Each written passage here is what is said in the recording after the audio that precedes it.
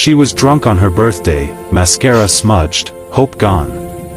But one kind waiter changed everything with a single act of compassion. Backhand index pointing right. Watch till the end to feel the magic of kindness, and don't forget to like this video and subscribe to Kindness Stories for more heart-touching tales. Sparkling Heart. It was 11:45 p.m. on a Wednesday night. The restaurant was quiet, just the clinking of empty glasses being gathered and the soft hum of jazz from the speakers above. Everyone had gone home, except her. She sat alone at the farthest table, her black dress elegant yet wrinkled, her heels kicked off beneath the seat. A now lukewarm slice of birthday cheesecake sat in front of her with a melting swirl of strawberry syrup. Her third glass of wine stood half empty, trembling slightly as her fingers rested against the stem. 25. She whispered it like it was a curse. "Happy birthday to me," she said to no one, then laughed, dry and bitter. Her mascara had already betrayed her. Two black trails ran down her pale cheeks. Her name was Emily Saunders, a marketing assistant at a firm where nobody knew her birthday, or cared to. She had sent out subtle hints all week, even brought cookies for the break room herself. But no one remembered. No friends had come to dinner. No messages were left unread, because none were sent. Her phone sat on the table like an empty promise. The saddest part wasn't that she was alone, it was that she had expected to be. Across the room, Nathan Carter, the night waiter and part-time nursing student, was wiping the counter down. He was 28, worked late shifts to help his younger sister through college, and had learned to read people the way most read menus. He noticed her the moment she walked in at 9:15, overdressed for a solo dinner. At first, he thought maybe her date was late. Then maybe she'd been stood up. But when the candles on her slice flickered at 11:30, and she hadn't even sung to herself, he understood. She was drunk. But not dangerously.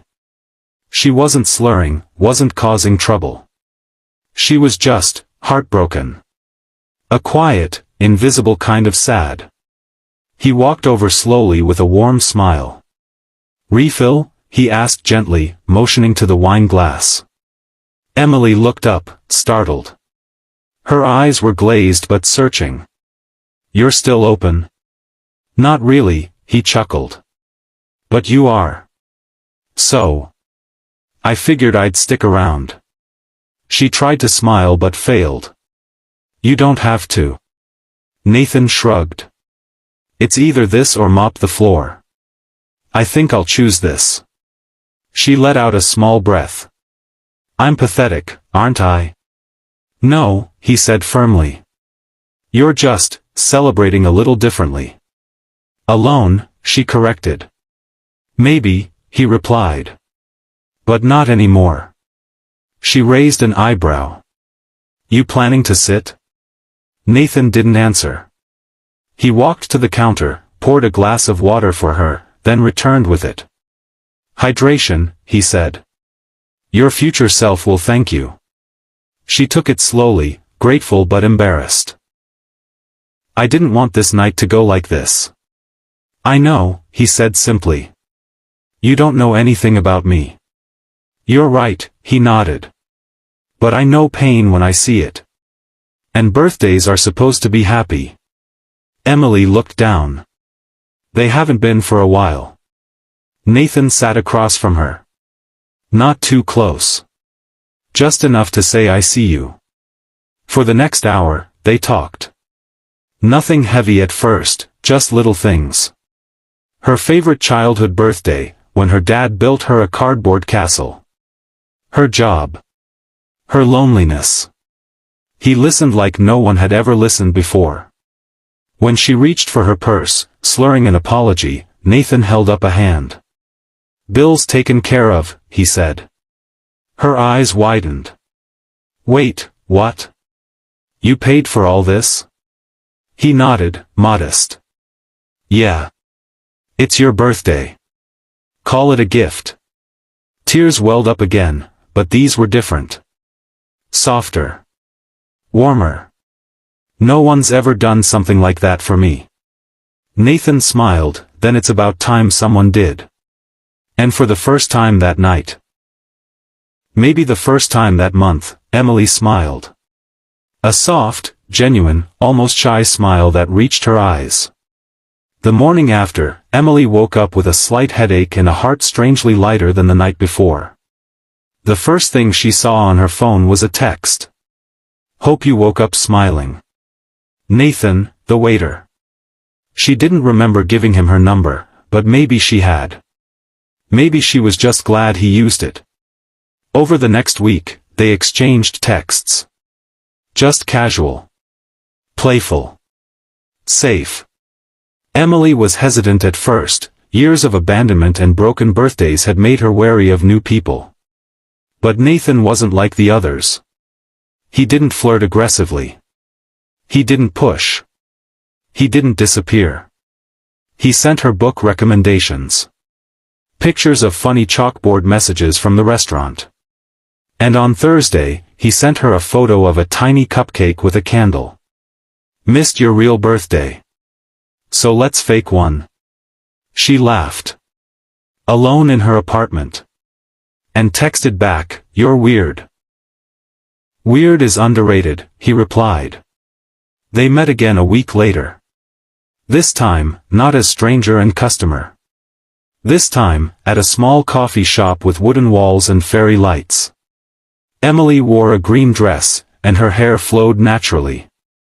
She was still healing, but that night with Nathan had lit something in her. When he arrived, he looked almost shy. "You clean up nice," he said. She grinned. "You saw me cry into cheesecake. Let's not pretend this is our first meeting." He chuckled, "True." They talked. Really talked. About grief. About family. About how kindness had become rare, but powerful. She asked why he stayed that night.